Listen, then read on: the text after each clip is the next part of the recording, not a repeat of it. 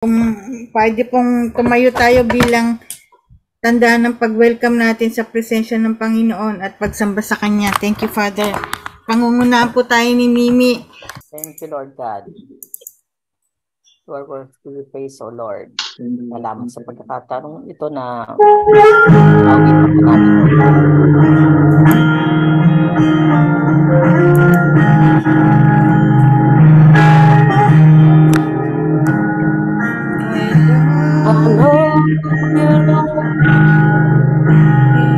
And I lift my voice to worship you, oh my soul, rejoice, take joy, my King,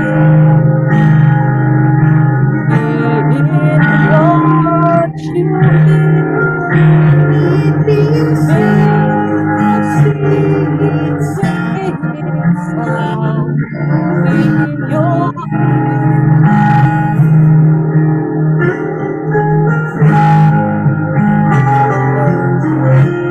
love you, Lord.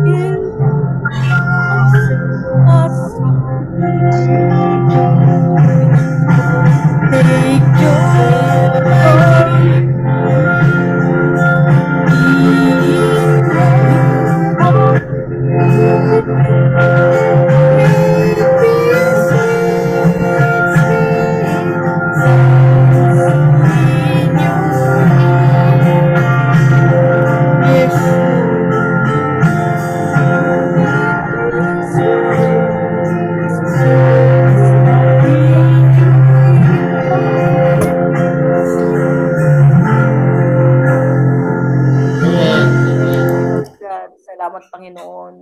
Muli, Lord, tinataas po namin, Panginoon, ang araw na ito, Panginoon. Salamat, Lord, na malaya ka po namin papurihan at pasalamatan sa lahat ng ginagawa mo sa amin. Thank you, Father God. Please be with us for the rest of the day, O God, hanggang matapos ang gawain ito, Panginoon. Bigyan mo po kami ng wisdom, O God, para maintindihan kung ano man po ang mga pag-aaralan namin, Lord God. Maraming salamat po, Lord. At itinataas pa po namin ang ibang kapamilya namin, Lord, na makahabol po sa gawain ito, Lord. Maraming salamat, Lord God, sa inyong papurit pasalamat. In Jesus' mighty name we pray. Amen and amen. Thank you. Ang pag-uusapan naman natin ngayon, yun nga, re-reviewin lang natin yung mga past, kasi napaka-importante ito sa mga nangyayari ngayon sa ating paligid. Nangyayari na nga ang mga alam natin, mga prophecy sa Bible tungkol sa pagbabalik ng Panginoon ay nangyayari na nga sa ating harapan, lalo na yung nangyari sa Israel. Kasi ito nga, dapat maging handa tayo. At alam naman natin na pinangako ng Panginoong Jesus mismo na siya ay babalik. Sabi nga niya sa dito, John 14:1-3. Yan ang pangako ng Panginoong Diyos na pinangahawakan natin na dapat ang bawat Kristiyano ay magsaya dahil sa pangakong ito ng Panginoon. Sige, Ateng. John 14:1-3. Let not your heart be troubled. You believe in God, believe also in me. In my Father's house are many mansions. If it were not so, I would have told you, I go to be ready a place for you. And if I go and be ready a place for you, I will come again and receive you to myself. But where I am, there you may be also.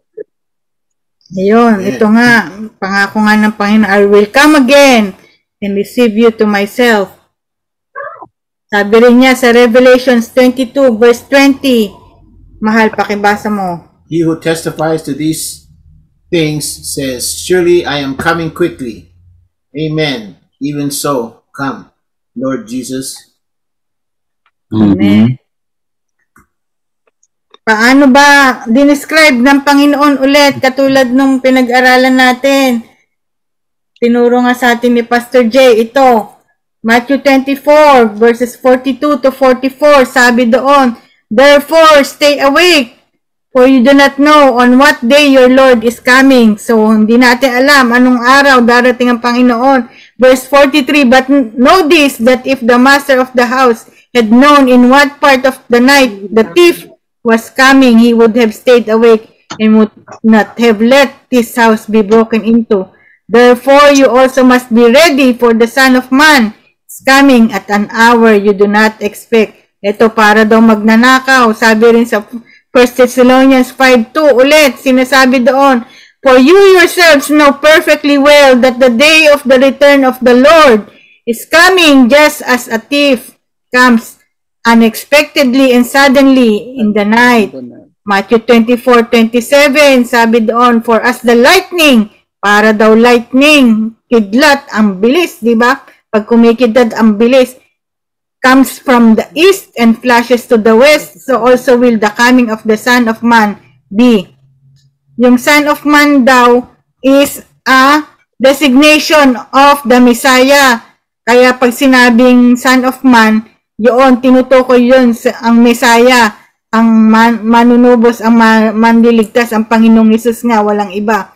Kaya, ayun, yun, makikita natin yun sa Daniel, kilala siya bilang Son of Man, pero ang ibig talagang sabihin nun, siya ang manunubos natin.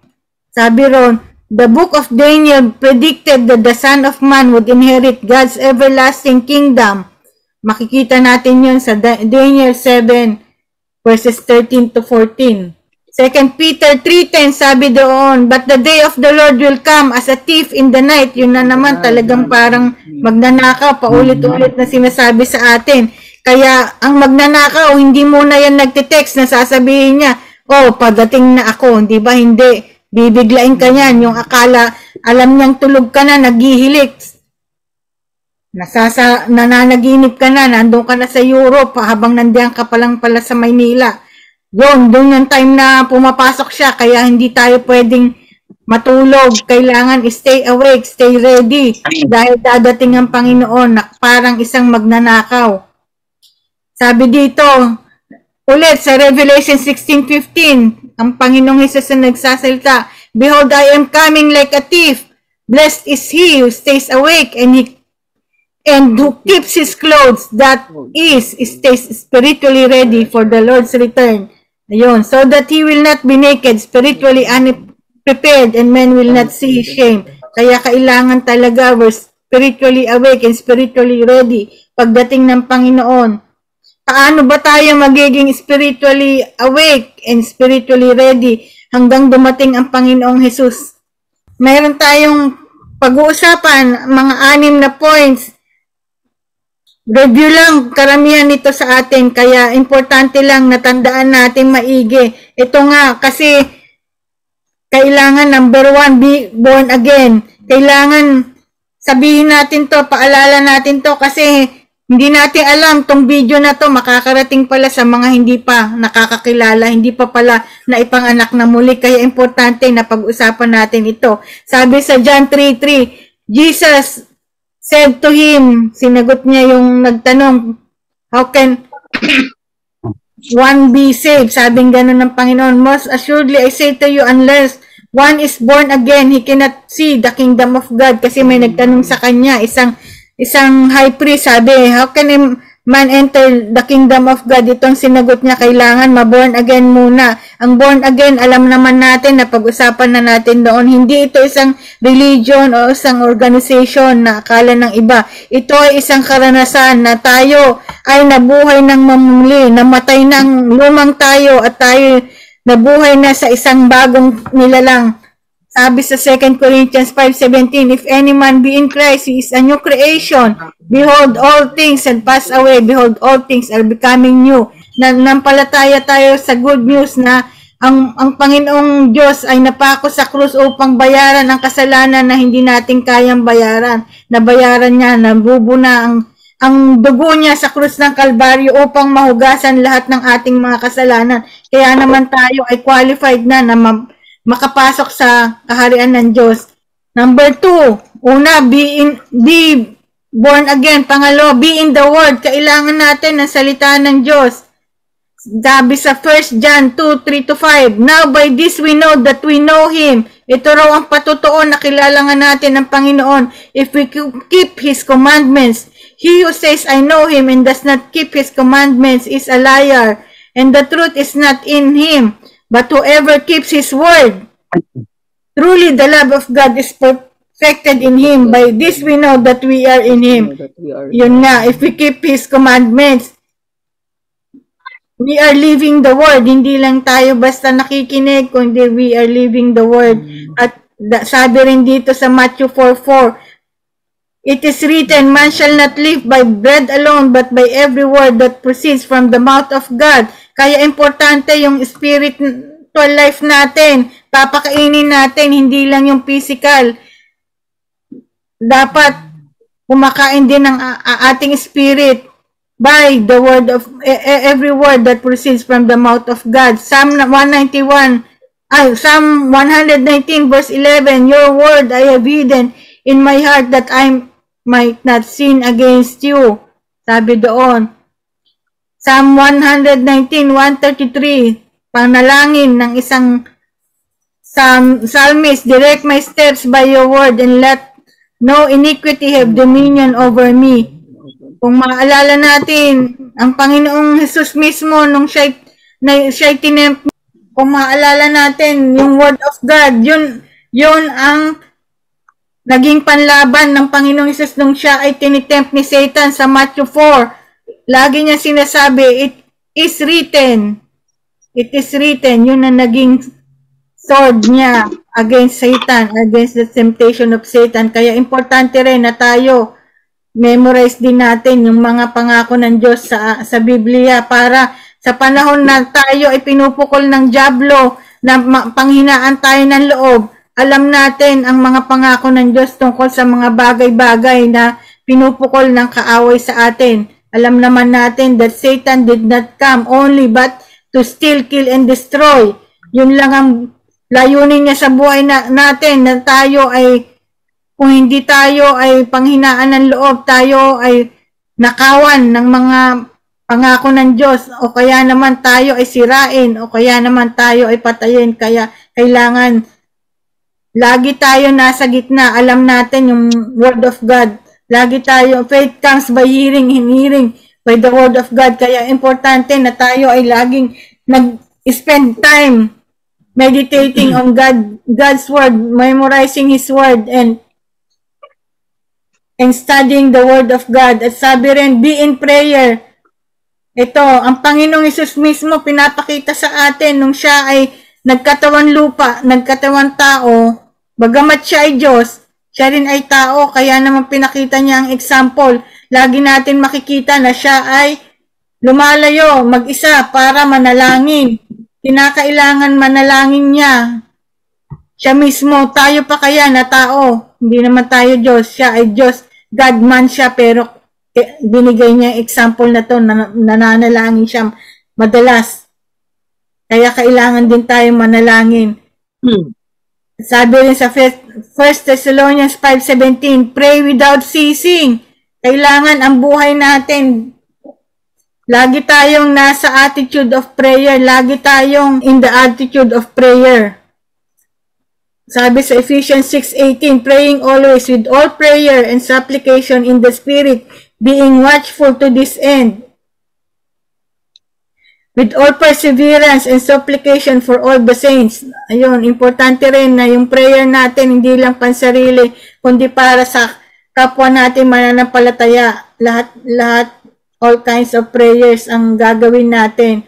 At number 4, be in the company of fellow believers. Do not isolate yourself. Hebrews 10:25, not forsaking the assembling of ourselves together as is the manner of some, but exhorting one another, and so much the more as you see the day approaching. Kaya importante, kasi sabi sa Romans, bad company ruins morals. Kaya importante na laging mga kasama natin ay believers, mananampalataya, na nagtitiwala sa Diyos. Kasi madidrain tayo kung ang lagi nating kasama ay hindi nagtitiwala sa Diyos. Para silang vacuum cleaner. Lahat isasak nila ng energy natin. Kaya importante na tayo ay nakikipag-fellowship sa ibang mga mananampalataya. At ang buhay ng Kristiyano na pag-aralan na natin para tayong uling.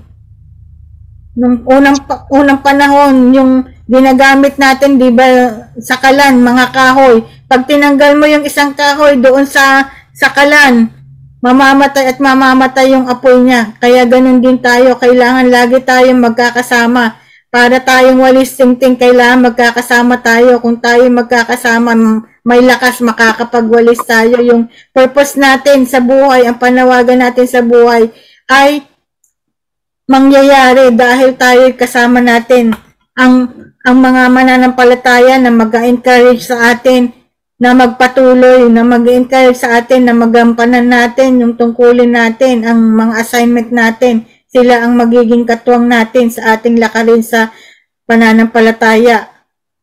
At number 5, ito, wag nating kakalimutan, go and make disciples. Ito, the Great Commission. Dapat memorize na natin to by this time. Matthew 28, verses 18 to 20.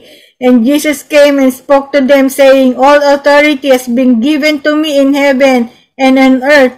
Go therefore and make disciples of all the nations, baptizing them in the name of the Father, and of the Son, and of the Holy Spirit, teaching them to observe all things that I have commanded you, and lo, I am with you always, even to the end of the age.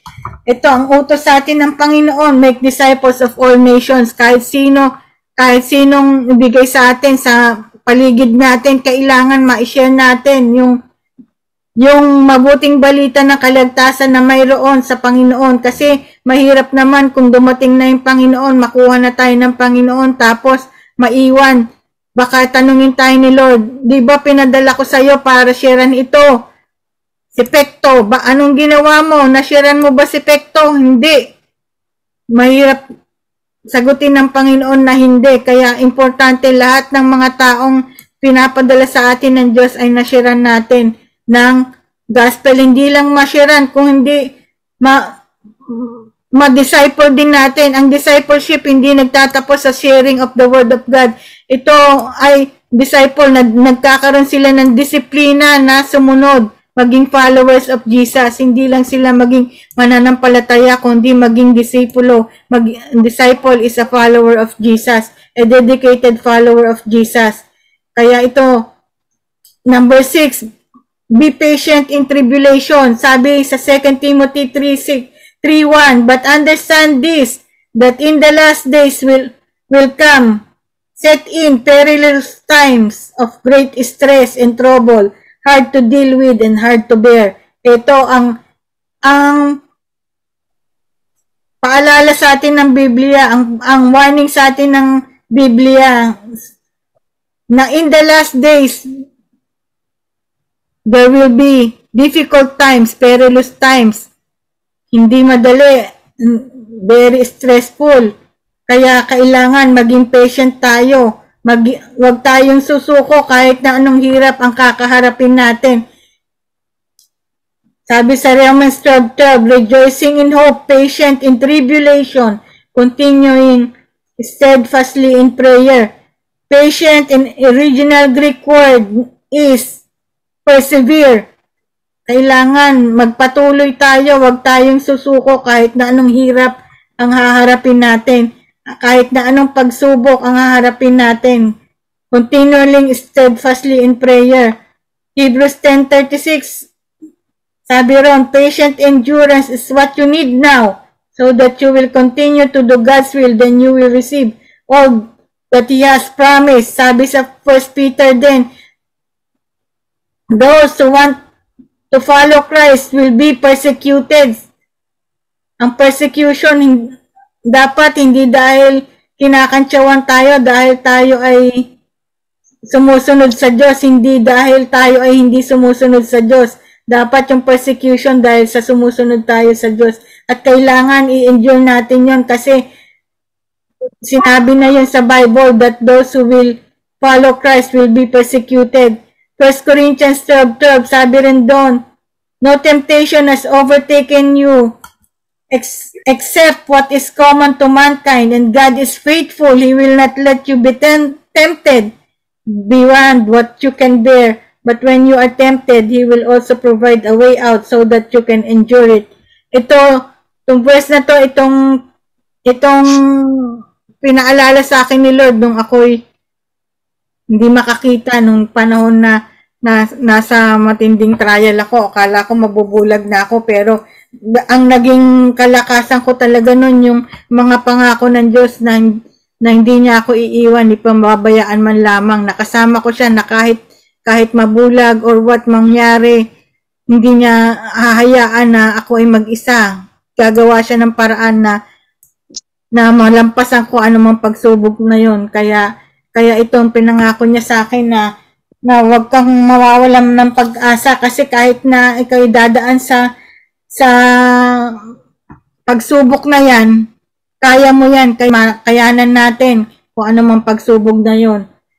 Kaya importante talaga yung Word of God kasi sa panahon ng kadiliman, yun ang magiging kalakasan natin. Kaya pala dumaan din ako sa matinding pagsubok na yun para ipakita talaga sa akin ni Lord na yung pangako niya talagang magiging come alive sa buhay mo, magiging kalakasan mo pag pinupuntirya ka na ng diablo ng matinding mga fiery arrows, talagang yung shield of faith talaga ang makakasalo ng mga fire, magtutupok ng fire arrows na yun, yung Word of God talaga, shield of faith. And faith comes by the Word of God, by the promises of God, yun nagkakaroon tayo ng faith. At higit sa lahat, ito number 6, huli na to, be always reminded that God is with you. Matthew 28:20, sabi doon ng Panginoong Hesus, I am with you always, even to the end of the age. Kaya wag tayong susuko kung dadaan man tayo sa paghihirap. John 16:33, sabi doon, these things I have spoken to you, that in me you may have peace. In the world you will have tribulation, but be of good cheer. I have overcome the world. Psalm 121:4-6, pangako din ng Diyos, indeed, He who watches over Israel will neither slumber nor sleep. The Lord watches over you. The Lord is your shade at your right hand. The sun will not harm you by day, nor the moon by night. Pero yung blessing of Israel, nasa atin din yun. Kasi tayo, grafted tayo. Sabi sa Romans 11:17, nag-graft para tayong nag-graft sa Israel, tayong mga Gentiles. Kasi diba ito yung mga hindi mga born Jewish, hindi ito mga born anybody na hindi Israelite, ang tawag nga ay Gentiles. You Gentiles are like branches of a wild olive tree, made to be part of a cultivated olive tree. Ang cultivated olive tree, yun yung mga Israel, mga born na Jews, born Israelites. Pero tayo ng mga Gentiles, tayo ay mga sinahantulad sa branches of a wild olive tree. You have taken the place of some branches that were cut away from it. Kasi yung mga hindi nanampalataya, to make the Jews jealous, sa biyaya ng Panginoon, pinagbigyan ang mga Gentile na maiugpong doon sa cultivated olive tree. And because of this, you enjoy the blessings that come from being part of that cultivated tree. Kaya ito, naging part tayo, naging naging kabahagi tayo ng blessings ng mga Israelites. The blessings of Abraham na rin natin, napunta rin sa atin dahil nga tayo ay mga mananampalataya na.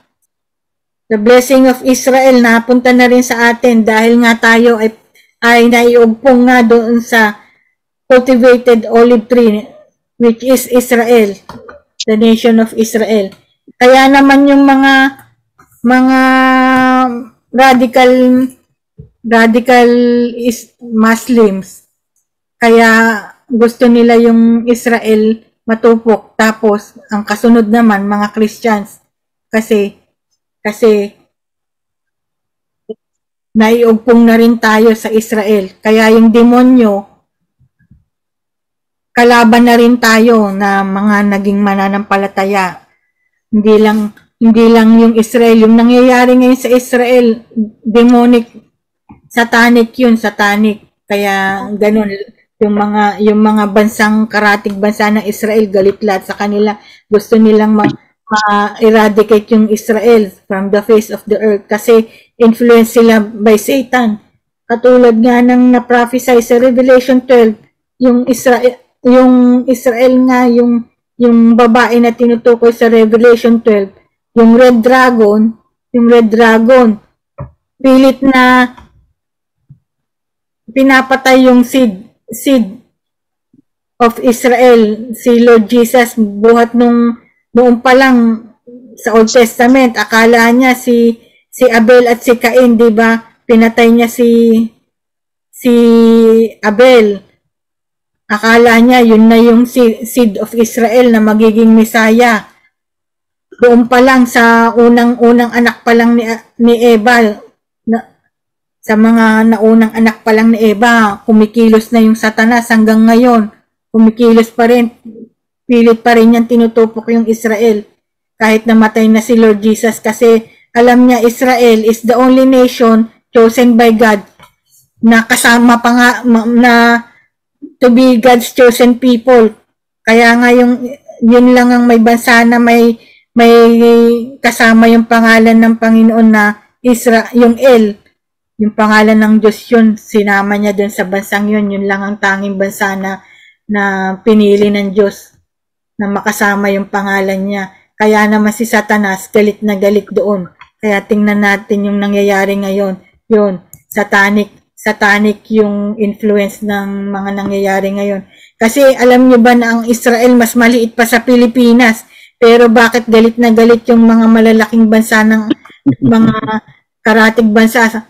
Diba, mga Iran, Syria, Libya, ang lalaki nila, Palestinian, ang lalaki. Kasi influence sila by the red dragon sa Revelation 12. Yun ang si Satanas. Ito po yung Israel, kaliit. Ito lang, the whole thing na to. Yung pula? Ito lang, ito yung minarkahan ko ng blue. Yan lang yung Israel. Ito ang last verse natin. Be always reminded that God is with you. Sabi sa Romans 8:31-39, Message Bible. Indeed, so what do you think? With God on our side like this, how can we lose? Sa ibang version, if God is for us, who can be against us? If God didn't hesitate to put everything on the line for us, embracing our condition and exposing himself to the worst by sending his own son, Is there anything else He wouldn't gladly and freely do for us? Siyempre wala. And who would dare tangle with God by messing with one of God's chosen? Who would dare even to point a finger? The one who died for us, who has raised to life for us, is in the presence of God at this very moment is sticking up for us. Si Lord Jesus nga. He's our intercessor in heaven for us even right now. Kaya, do you think anyone is going to be able to drive a wedge between us and Christ's love for us? There is no way. Not trouble, not hard times, not hatred, not hunger, not homelessness, not bullying, threats, not backstabbing, not even the worst sins listed in Scripture. They kill us in cold blood because they hate you. We're sitting ducks. They pick us off one by one. Si Paul ang nagsasabi. None of this faces us because Jesus loves us. I'm absolutely convinced that nothing living or dead, angelic or demonic today or tomorrow, high or low, thinkable or unthinkable, absolutely nothing can get between us and God's love because of the way that Jesus our Master has embraced us. Kaya ito lagi natin tatandaan ito. God's love. Walang laban sa atin dahil ang love of God is always with us. Amen. Now may the God of peace himself sanctify you completely, and may your whole spirit, soul, and body be preserved blameless at the coming of our Lord Jesus Christ. Amen and amen. Amen. That is our prayer for one another. Basic lang po how to stay awake and how to stay ready. Basic Christian life. Be born again, be in the Word, be in prayer, be in fellowship with fellow Christian. Be patient in tribulation, at be always reminded that God's love nothing will separate us from the love of God. Yun lang po. At kung may madadagdag po kayo, I know the Lord is the author and finisher of our faith. Kaya hindi niya tayo pababayaan na no one can snatch us from the palm of His hand. Nasa kamay po niya tayo. Wala pong makakakuha sa atin sa kamay ng Panginoon. He who has begun a good work in us is faithful to complete it until the coming of the Lord Jesus Christ. Kaya magpakatatag po tayo at patuloy po tayo sa ating buhay pananampalataya. Huwag po tayo manghihinawa sa pagbabasa ng Biblia, sa pananalangin, sa pag-fellowship, sa paglaban sa lahat ng problema, stress, pagod, anuman po yan. At salamat sa example ni Pastor Jay. Nakita naman natin kahit siya may migraine, nandito pa rin. In Jesus' name, be healed. Amen. At salamat po sa bawat isa sa inyong pagpapagal para sa Panginoon. Kung may madadagdag po kayo, ito na po ang araw. Kaya nga ito, sinasabi sa pinag-aralan natin always be prepared ang second coming of Jesus Christ. Amen. Ngayon, yung preparedness na yan, isa lang naman ang alam kong pinaka-importanting requirements dyan Sinabi that kanina be born again, di ba sabi? You must have a personal relationship with the Lord Jesus Christ and then accept Him as your Lord and Savior. Isa yun. And then itong ginagawa natin, parang nag-preparedness na rin ito What we are doing, mga going to church, gagawin tayo ng prayer meeting. It is one of the ways na tayo nag-prepare pagdating ni Jesus Christ. Dahil lagi tayong laging nakasentro si Jesus Christ sa ating buhay. Lalo itong ginagawa natin to, preparedness ito sa mga magandang preparasyon sa pagdating ni Jesus Christ. Kasi importante yung mga words and the commandments of Jesus Christ na dapat nating pag-aralin, himayin, at ating ipamuhay. Yan. Pangako nga ni Jesus Christ, hindi ko nga alam, may mansion na pala tayo. Amen. Prepared. Sabi niya, my father's house, there's a lot of mansion. Aba, hindi, sarap buhay para tayo sa heaven dahil tayo nakatira sa mansion. Amen. Isa pa. Jesus Christ, nag-prepared na siya para sa atin. Hindi niya tayo kamahal, ha? I prepared the place for you. Daddy. In heaven. And there's a lot of mansions in my Father's home, sabi niya. Yung baptism, nag-prepare na si Jesus Christ, mag-prepare din tayo para sa muling pagkikita natin sa Kanya. Di ba? So, stay awake. Yung lang sinasabi, yung stay awake, ano lang yan eh. Yung sinabi ni, ano yun, parang metaphor, di ba? Metaphor. Metaphorical, ano yung mga yan.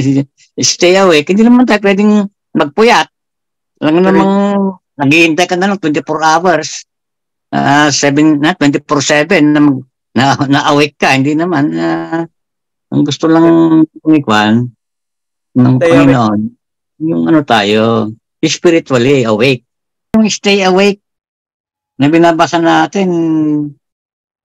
Ano bang magandang explanation doon? Hindi naman tayo pwedeng magpuyat ng magpuyat, mamatay naman tayo sa kapupuyat. Spiritual yun, Uncle. Spiritually. Kaya nga po kaya nga spiritually. Yung practical things po na gagawin, isa nga po natin, be in the Word, be in prayer, be in fellowship with others, be patient in tribulation, be making disciples, tapos yung be always reminded that God's love natin separate us. Ayun ang mga practical steps po ng staying awake and staying praying without ceasing. Kanina nabasa natin praying without ceasing. Pero hindi naman yung tuloy-tuloy 24 hours kang walang pati sa kape prayer. Siguro 3 times a day. Awareness lang po ng presence of God yun. Awareness ng presence of God kasi prayer iba po kausap natin si Lord. Awareness natin kahit anong ginagawa natin kasama natin. Prayer without ceasing. Pag nag-pray na, dapat i-claim mo na yon, wag ka nang magda-doubt pa.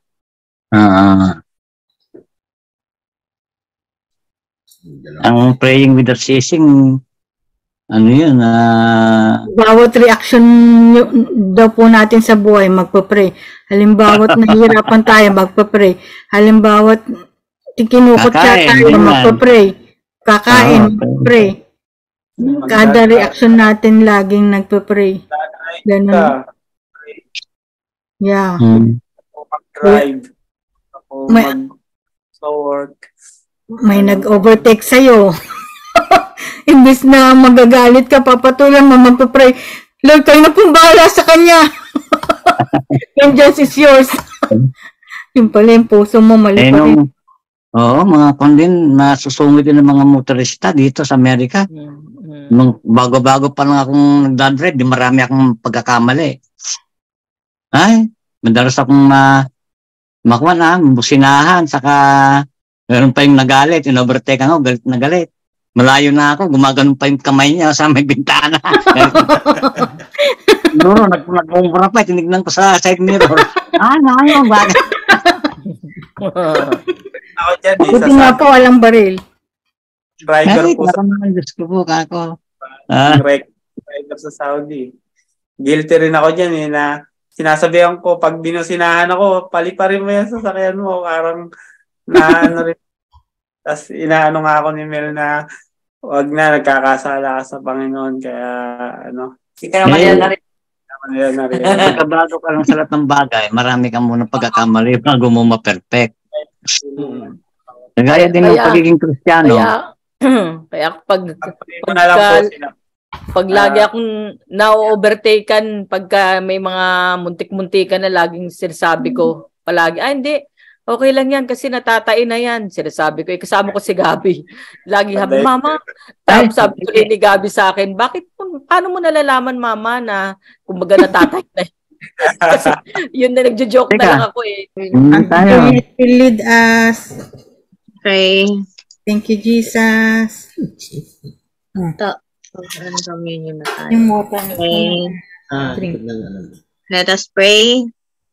Our Heavenly Father, we thank you for this day that we are gathering together to put in remembrance what you have teach to your disciple to do. We humbly come to you to forgive all our sins, cleanse us any unrighteousness. Thank you for your grace that we are worthy to partake this communion.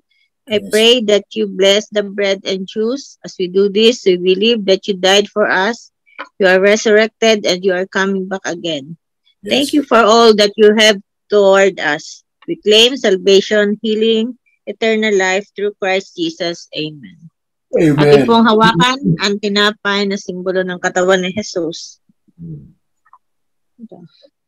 Sapagkat tinanggap ko sa Panginoon ang ibinibigay ko naman sa inyo ng Panginoong Jesus nang gabing siya ipagkanulo ay dumampot ng tinapay.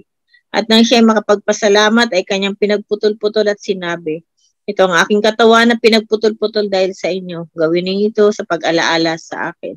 Atin pong kainin ang tinapay sa simbolo ng Jesus.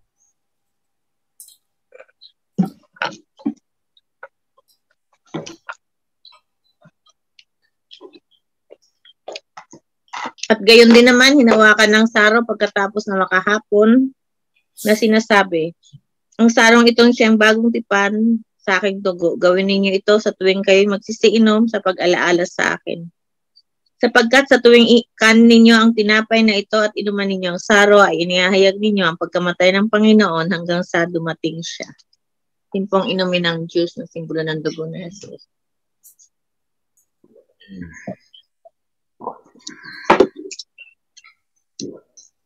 Thank you, Lord, for all the things that you have done for us. Thank you for assurance that you are coming back again. Yes. Praying for all the blessings for all of us. This we pray in Jesus' name. Amen. Amen. Amen. Thank you, Yung Lord. una yung Israel. Hindi pa Israel yan eh. Canaan. Yes. Tapos, doon niya dinala yung mga Israelites from Egypt doon sa Canaan. Okay, ito naman po yung sinasabi niyang mga bansa. Ay, nawala yung pang-ano, Egypt, Syria, Turkey, Iraq, Iran. Yan, kalaban niya lahat yung mga yan, pati Iraq. Mga kalaban niya lahat to. Saudi Arabia na mga kaibigan niya eh. Tapos yung Saudi Arabia, sinasabing kaibigan siya pero di naman nagpapadala ng mga support. Oo, ang Saudi Arabia, hindi ng Israel dati. Pag nga nagpunta ka ng Israel, tapos tinatakan yung passport mo, hindi ka na makakabalik ng Saudi. Kaya anytime, babalik na si Lord kasi itong mga ito, nagkakaisa na to na kalaban ng Israel. Kaliit na Israel. Teka. 5 million lang ang populasyon ng Israel. Ito po yung Israel, kaliit. Ito lang, the whole thing na to. Yung pula? Ito lang, ito yung minarkahan ko ng blue. Yan lang yung Israel. Oo, liit ano? Liit. Kumpara sa mga kalaban niya, Turkey, Syria, Iran, kalaki. Napalibutan siya ng kinalaban na siya, no? Turkey, Libya. Egypt, ang laki. Oh. Libya, ito kalaban niya rin, Libya. Ayan, Libya, kalaban niya yan. Turkey. Sa prophecy daw po ng Ezekiel 37, 38, 39, tong mga to, Turkey, Syria, Iran, to. Libya. Pag tong apat na to, nagkaisa laban dito, sa maliit na bansa na to, na bansa ng Diyos, yun na, Hudyat na yun. Padating na si Lord. Eh ngayon po, nagkakaisa na tong mga to eh. Matagal na. Opo. Tapos, Hindi naman nila magalaw pero, ng Israel dahil takot silang lahat sa sa Amerika. ito talagang publicly announcing na na sila against dito. Tapos, yung mas malaki pa yung pakita ko naman po sa inyo yung mapa ng Pilipinas compared sa Israel. Ano ba yun? Mas malaki pa yung Pilipinas sa Israel.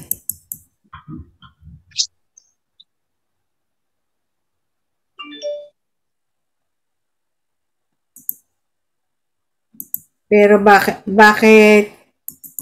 lahat naglalaban-laban? Kasi influence ni Satanas. Ito yung Pilipinas. Ito sa ballpen. Ay, bakit? Hindi nila matatalo yan dahil yung Israel, promised land yan na ibinigay sa mga chosen people of God, ang Israelites. Dami nang naka-open. Ayan nang mag-ano to.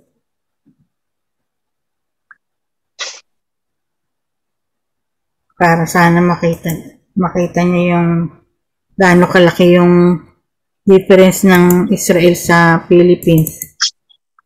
Oo, malaki naman ang Pilipinas eh. Kasi laki niya ang land area ng Pilipinas saka Great Britain, parehas. Pero akala mo mas malaki ang Great Britain, hindi naman pala. Magkasinlaki lang sila ng Pilipinas. Ngayon sa atin kasi pulo-pulo eh.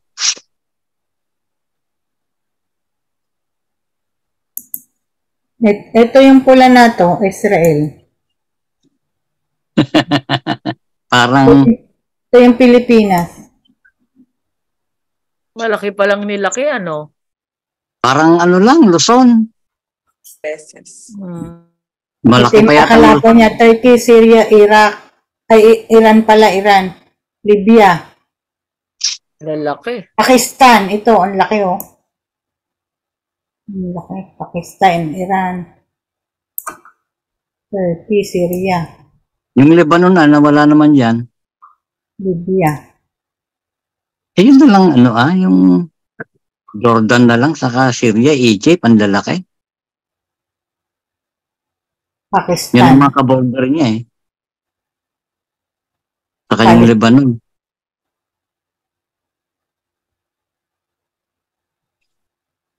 Kaya talagang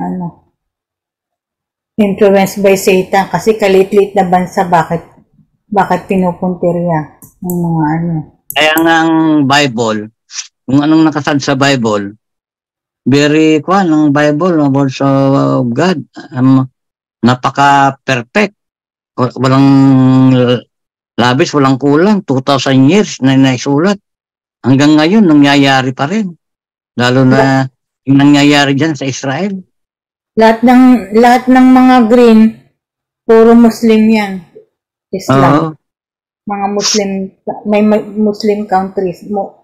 Pilipinas, Mindanao lang siyempre. Kaya, kailangan mag-ready na talaga kasi yung mga hindi pa nakakakilala kay Lord.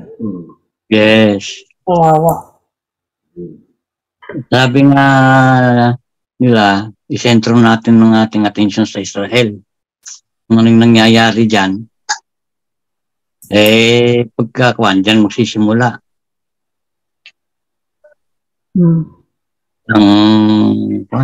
Pero ang rapture, buong mundo, pag na-rapture tayo. Pagka talagang ang Israel talagang na, pero hindi rin magkaka-World War III naman mangyari sa Israel.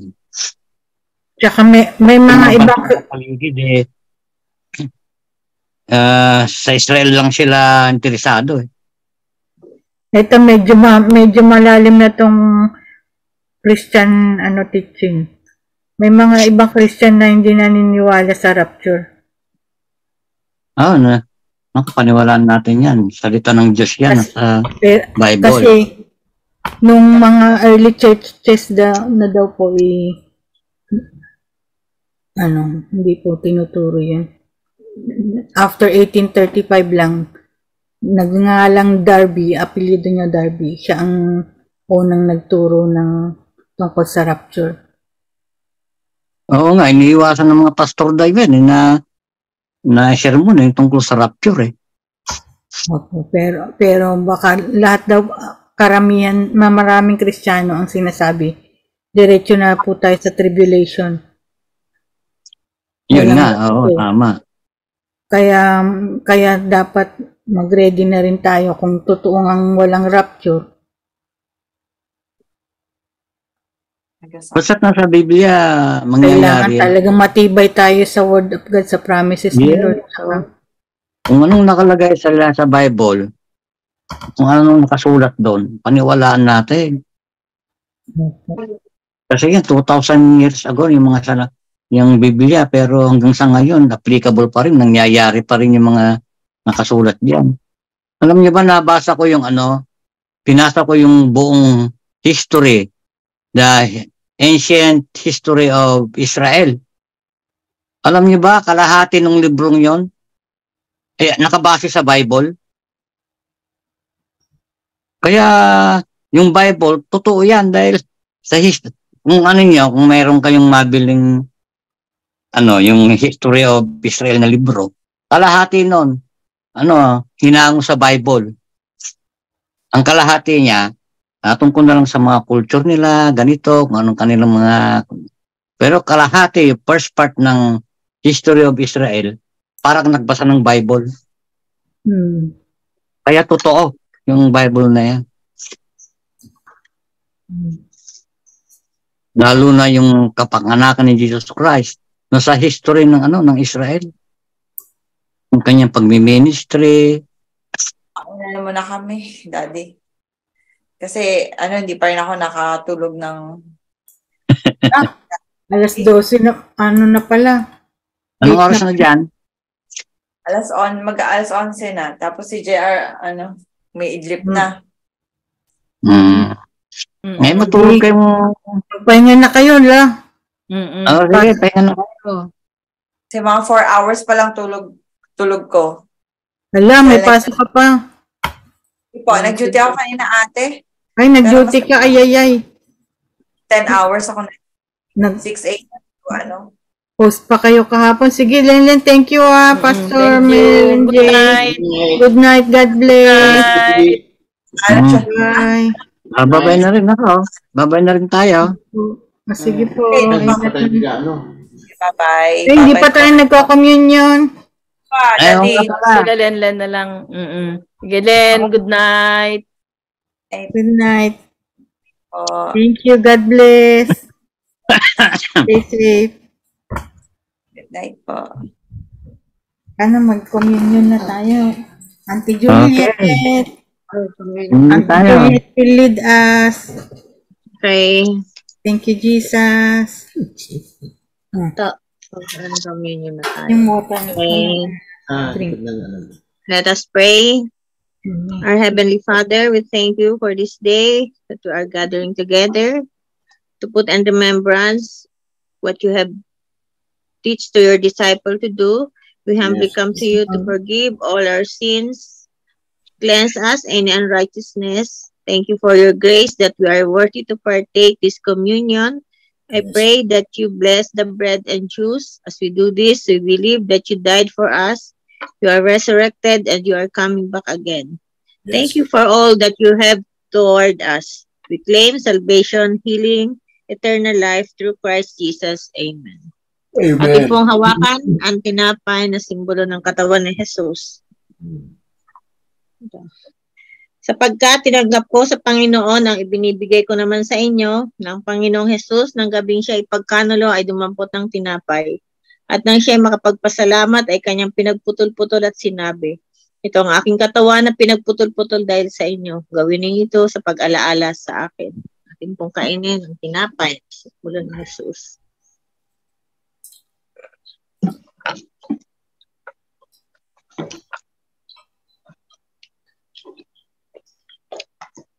At gayon din naman, hinawakan ng sarong pagkatapos na makahapon na sinasabi, ang sarong itong siyang bagong tipan sa aking dugo. Gawin ninyo ito sa tuwing kayo magsisiinom sa pag-alaala sa akin. Sapagkat sa tuwing ikan ninyo ang tinapay na ito at inuman ninyo ang saro, ay inihahayag ninyo ang pagkamatay ng Panginoon hanggang sa dumating siya. Timpong inumin ng juice na simbolo ng dugo na Jesus.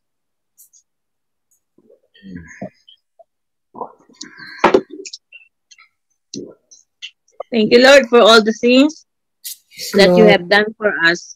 Thank you for assurance that you are coming back again. Yes. Praying for all the blessings for all of us. This we pray in Jesus' name. Amen. Amen. Amen. Thank you, Lord.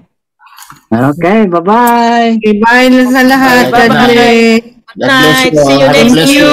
See you next week. See you next Love you. week. Bye-bye. Bye. Bye-bye.